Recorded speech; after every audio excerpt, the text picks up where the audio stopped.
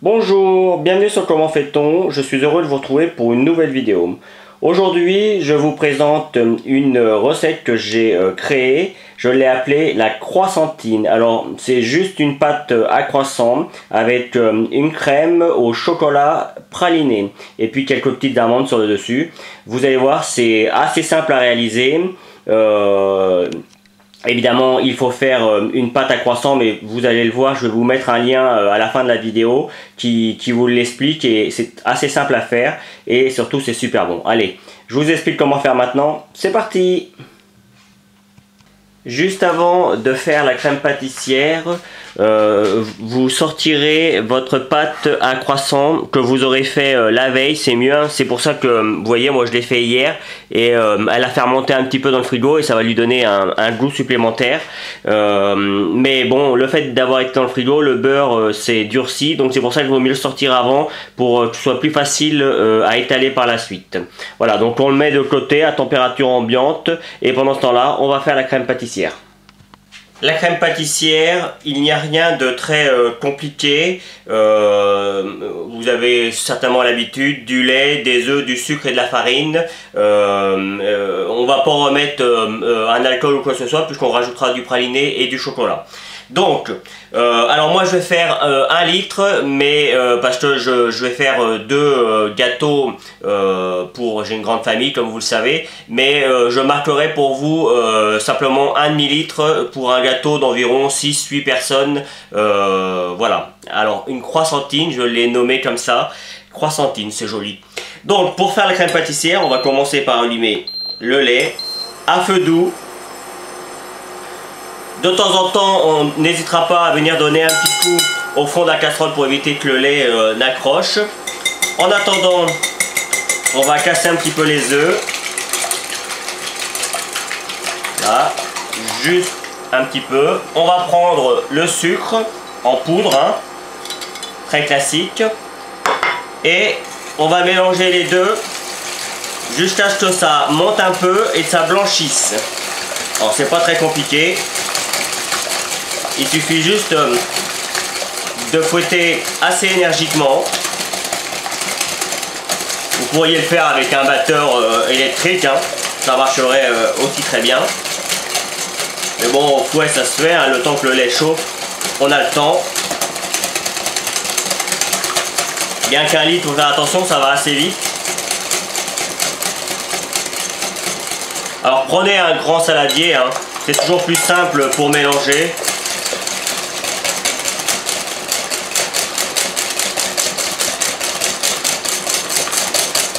Et on n'hésite pas. Et dès que ça commence à blanchir un petit peu, on arrête.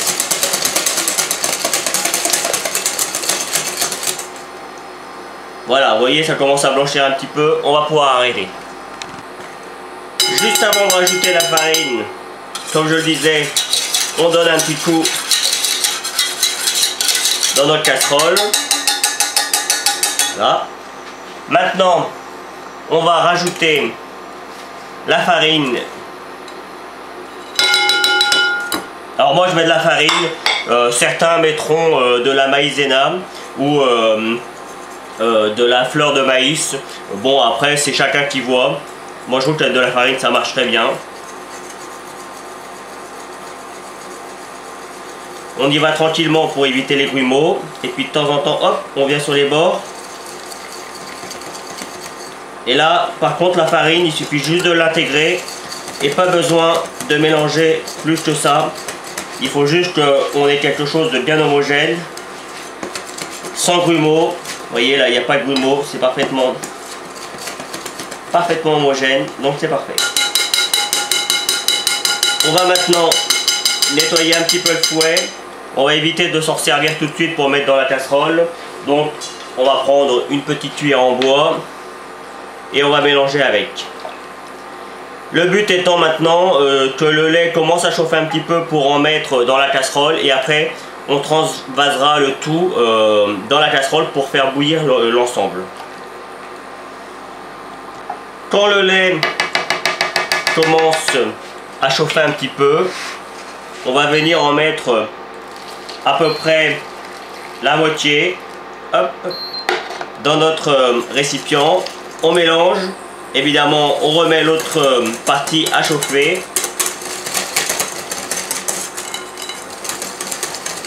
On attend que la partie là commence à bouillonner un petit peu.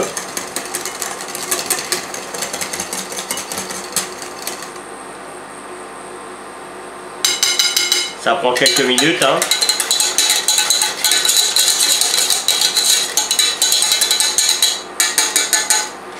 Et on transvase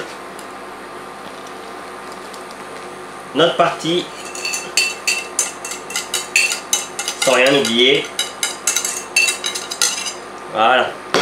Et maintenant, on va laisser épaissir le tout. Et dès que ça commence dès que c'est bien épaissi et que ça commence à bouillir un petit peu, à faire des petites bulles, on mélange pendant 2 minutes minimum pour bien cuire la crème, pour éviter toutes sortes de problèmes après, bien qu'on la recuit. On la recuit, donc ça poserait pas trop de problèmes, mais bon, c'est toujours bien une crème pâtissière qui soit bien cuite, bien refroidie rapidement, c'est toujours bien. C'est une bonne habitude à prendre. Donc 2-3 minutes, vous voyez là ça commence à bouillonner un petit peu, c'est parti pour mélanger sans s'arrêter, sinon ça va prendre au fond. On n'est pas obligé d'aller vite, hein. On peut mélanger comme ça un petit peu, hop. Mais pendant 3 minutes, sans arrêt, sans arrêt, sans arrêt. Allez, à vous de jouer. Ça fait 3 minutes que ça cuit, vous avez vu, la crème a bien épaissi, elle continue à bouillir parce que ma casserole est encore chaude, mais ça va nous servir pour ajouter le chocolat et le praliné. Vous pouvez voir, elle est bien épaisse, bien lisse, donc là c'est vraiment parfait pour notre crème pâtissière. Donc on va rajouter maintenant le praliné. Alors le praliné ça colle toujours un petit peu. Alors je vais vous expliquer après si vous trouvez pas de praliné comme moi j'ai. Voilà, juste le temps de mettre le praliné dans la préparation. Donc si vous ne trouvez pas de praliné comme moi j'ai, dans le commerce il existe du chocolat au lait praliné, ou du chocolat noir praliné, ou du chocolat praliné tout simplement. Dans ce cas là vous prenez exactement les quantités que je vous ai données en chocolat praliné. Ce sera pas tout à fait pareil, mais bon, ça marchera quand même. Sachez que le praliné que j'ai, moi on le trouve assez facilement. Vous tapez praliné sur internet et vous allez voir, vous allez avoir des magasins et des boutiques en ligne qui vont vous le proposer. Donc le praliné est maintenant quasiment fondu. On va rajouter également le chocolat au lait. Pareil pour le chocolat au lait, moi je les ai en petites pastilles, que je trouve d'ailleurs sur les mêmes sites que je vous ai dit précédemment. Mais évidemment le chocolat au lait on peut le trouver aussi dans le commerce très facilement. Comme la crème est chaude, pas besoin de faire fondre vos chocolats, ils vont fondre tranquillement avec la crème. Ça va permettre également à la crème de commencer à refroidir un petit peu. Donc on a tout intérêt à faire de cette manière. Et vous voyez, hop, on mélange tranquillement, tout fond gentiment. Et on va laisser fondre tout ça pendant 2-3 minutes. Une fois que tout est bien mélangé, on prend un plat ou un saladier assez plat justement pour que ça refroidisse le plus vite possible. Et on y verse notre crème.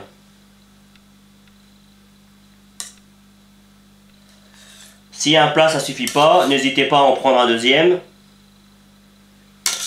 Ça refroidira que plus vite.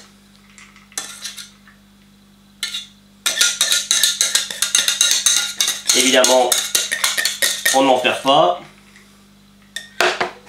Puis après, on prend un papier film et on vient le poser directement dessus au contact pour éviter de s'accroute. Et après on met directement au congélateur pendant 20-25 minutes de façon à ce que ça refroidisse le plus vite possible. À vous de jouer. Le temps que la crème refroidit au congélateur, on va étaler la pâte. Alors je l'ai coupée en 2 morceaux puisque j'avais un trop gros morceau. Voilà, il faut avoir deux cercles de cette grandeur. Alors là, c'est un cercle de 20 cm, 20-22 cm de diamètre.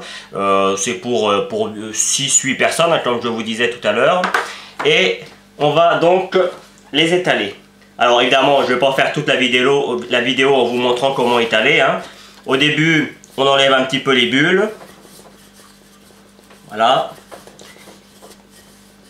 Et puis après, c'est parti pour étaler. Alors vous voyez, là j'ai à peu près la grandeur. Donc on va l'étaler dans la longueur. Hein, toujours, on n'oublie pas qu'il faut toujours que ce soit côté où il y a les trois traits. Hein, les trois ouvertures. Et pas le côté où il n'y a que deux ouvertures ou pas d'ouverture du tout.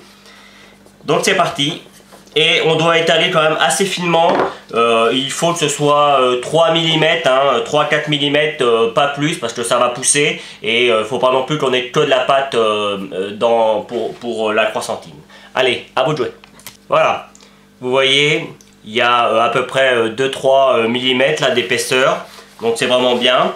J'ai de quoi faire mes deux cercles, donc ça aussi c'est bien. On va maintenant laisser reposer un petit peu la pâte pour éviter que quand on va découper les cercles, la pâte ne rétrécisse. Donc vous la laissez reposer pendant allez, 10 minutes, hein, c'est bien, 10 minutes, il n'y a pas besoin de plus. Voilà. Pendant ce temps-là, vous pouvez beurrer votre cercle pour être sûr que vous démoulez facilement une fois que ce sera cuit. Maintenant que la pâte a bien reposé, on va découper deux cercles. Alors, on y va par l'intérieur, de façon à ce qu'on puisse après la remettre justement à l'intérieur du cercle. Alors, sachez que les cercles, c'est pas forcément une obligation. C'est juste que quand ça va pousser, ça va être plus joli, il va y avoir un beau rebord. Et voilà, c'est juste pour ça. On pourrait, si vous n'avez pas de cercle comme le mien, soit vous mettez ça dans un moule à tarte par exemple, ou encore mieux, vous mettez pas de cercle du tout, ça marchera tout aussi bien. Donc on fait pareil avec le deuxième,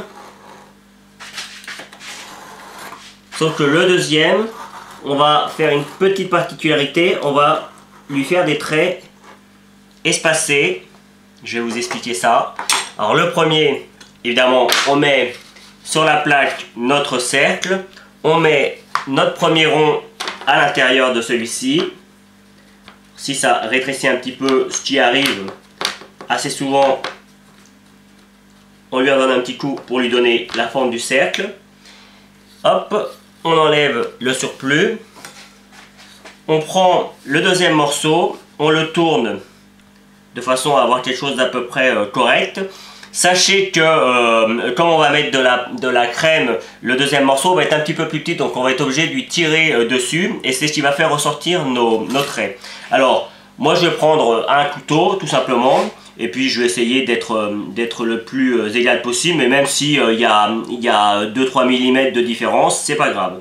Donc, on prend, alors vous pouvez le faire aussi avec une règle, et simplement, on va venir tracer des petits traits. Voyez, de cette manière, de façon à ce que on aperçoit la crème.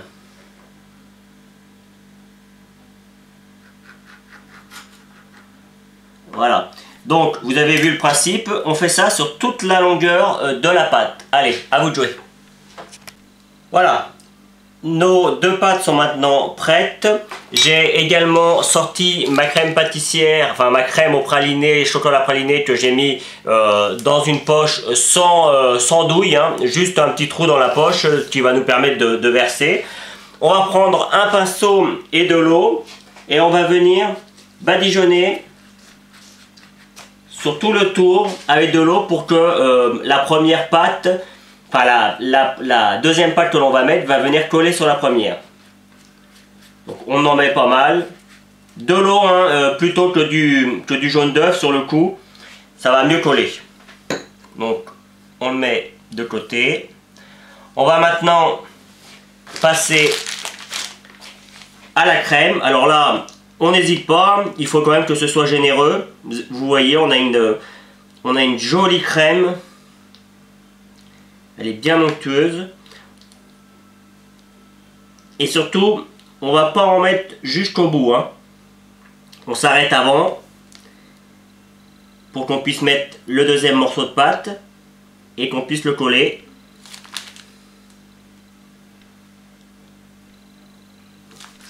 Et comme vous pouvez le voir, je suis quand même très généreux sur la crème. Voilà. Voilà. On va maintenant reprendre notre morceau de pâte et c'est peut-être là le moment le plus délicat, sachant qu'on l'a déjà découpé. Et on va venir le poser, voyez, tout en le faisant travailler, hop, et on le dépose de cette manière. Quand ça va pousser, nos petits traits vont s'élargir. Vous voyez, on vient le coller, hop, ça commence déjà à élargir un petit peu nos traits. Voilà. Vous voyez, d'où l'intérêt également d'avoir un moule, ce qui permet quand même de pouvoir mieux travailler l'ensemble. On peut commencer à les écarter un petit peu. Vous voyez, les décoller un petit peu. De toute façon, quand ça va pousser, ça va se redéfaire.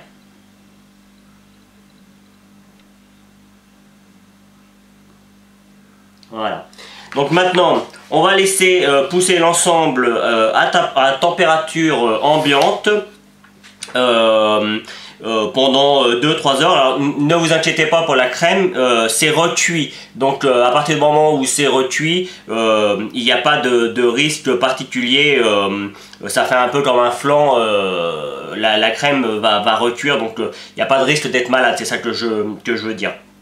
Donc on laisse à température ambiante pendant 2-3 heures et dès que c'est poussé, on met au four, mais je vous dirai ça juste après. Comme vous pouvez le voir, cela a bien gonflé. Alors moi, mon plastique a un petit peu accroché à ma pâte, mais ça n'a pas d'incidence, ça ne se verra pas à la fin de la cuisson, d'autant que je rajouterai des amandes effilées que j'ai fait dorer un petit peu au four. Pas longtemps hein, quand on fait dorer des amandes, parce que ça va très vite. Donc je mettrai un petit sirop et puis après des amandes effilées. Donc là, dans un premier temps, vous préchauffez votre four à 170 degrés. Vous prenez un œuf que vous battez à l'aide d'un pinceau et puis simplement vous venez badigeonner le dessus, voilà, vous voyez, tout simplement, hein. On peut même en mettre sur la crème, c'est pas un problème. Alors vous voyez, il y a des parties qui sont un petit peu plus ouvertes que d'autres, c'est ce qui fait un petit peu le charme, mais vous allez voir, dans le four ça va encore pousser. Et du coup, ça va encore s'ouvrir un petit peu. Même aux endroits où on peut voir ici que c'est fermé, ou presque fermé. On va en mettre un petit peu là, voilà. Et on n'hésite pas, on en met. Alors vous allez me dire, on aurait pu mettre les amandes non cuites avant. Le problème c'est que les amandes, comme je viens de vous le dire, ça met vraiment pas longtemps à cuire et si on les met, si on les pose directement, elles risquent de sortir, surtout il faut presque 1 heure de cuisson, donc ce serait trop long pour avoir des amandes sur le dessus. Voilà, une autre chose, si vous avez peur que votre crème ne tourne le temps de laisser pendant 2 heures dehors, vous inquiétez pas, avec la cuisson il n'y a aucun risque, mais au cas où vous avez peur et que, voilà, je vous conseille de le laisser au frigo. Vous faites votre préparation et le soir, vous mettez tout ça au frigo. Évidemment vous filmez et tout et vous allez voir le lendemain matin ça aura poussé et vous pourrez mettre au four sans problème. Donc après, une fois qu'on a doré, juste avant de mettre au four, on prépare un papier sulfurisé et on vient le poser dessus tout de suite. On le met tout de suite. Pourquoi? Parce que comme il y a pas mal de crème, en dessous ça risque de pas cuire beaucoup et dessus ça risque de prendre de la couleur. C'est pas même que ça risque, c'est sûr ça va prendre de la couleur. Donc pour éviter cela, tout simplement on met un papier dès le départ, de cette manière le dessous et la crème vont avoir bien le temps de cuire et le dessus va dorer tranquillement mais sûrement. Donc et de cette manière tout va cuire correctement et vous aurez une jolie croissantine. Allez, c'est parti pour la cuisson. Je vous le répète, 170 degrés, entre 45 minutes et 1 heure. Après, ça dépend du four, mais de toute façon, je vous montrerai comment ça doit être à la sortie du four. Voilà. Allez, c'est parti. Je viens juste de sortir ma croissantine du four. Je vais enlever le papier. Comme vous pouvez le voir, ça a bien doré, mais tout ça, c'est tout à fait normal. Alors, avant de le démouler, parce que c'est important de le faire quand c'est chaud, on va prendre le sirop. Le sirop, c'est quoi? J'ai mis de l'eau, un petit peu de sucre et un petit peu de rhum. Vous laissez bouillir pendant 5-10 minutes et ça fait un petit sirop sucré. On va venir badigeonner sur le dessus. Ouais, moi le temps que je prépare ma vidéo et tout, ça a eu le temps, malgré que je viens juste de le sortir. Normalement on doit entendre quand on met le sirop, on doit entendre un petit histoire que on sait que ça prend. Alors le sirop, ça a plusieurs avantages. D'une part, ça va donner du goût. D'autre part, ça va rendre brillant la préparation. Et troisième part, comme on rajoute des amandes effilées, comme je vous l'ai dit tout à l'heure, eh bien ça va permettre de les coller, tout simplement. Voilà, on vient rajouter les amandes sur le dessus, un petit peu partout. Ça va apporter une petite touche de craquant, les amandes.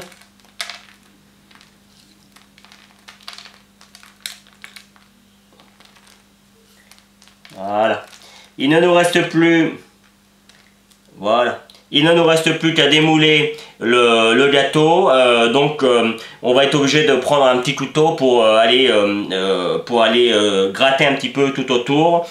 Mais ça c'est simple, hein. Vous prenez bien votre couteau, vous mettez la pointe sur la partie ferme et puis tranquillement vous tournez. Et vous allez voir, ça va se démouler tout seul. C'est ce que je vais faire et je reviens vers vous pour la finition. Pour la fin de la vidéo, pardon. Et voici le résultat une fois démoulé. Alors, juste une chose, je ne me rappelle plus si je l'ai dit précédemment. Personnellement, je l'ai cuit presque 1h20. Là, j'avais mis quand même pas mal de crème. Si vous voulez cuire un petit peu moins longtemps, vous pouvez mettre un petit peu moins de crème, comme ça vous serez sûr que ça mettra un petit peu moins de temps à cuire. Mais vous avez vu, on a quelque chose de super joli. Vous l'aurez vu à l'ouverture de la vidéo, j'ai découpé une petite part d'un autre gâteau pour vous montrer comment c'est à l'intérieur. Et pour y avoir déjà goûté, je peux vous garantir que c'est vraiment très très bon. Voilà, j'espère que cette nouvelle vidéo vous plaira, que vous prendrez beaucoup de plaisir et à la regarder et à essayer la recette et puis surtout à déguster cette même recette. À bientôt sur Comment fait-on.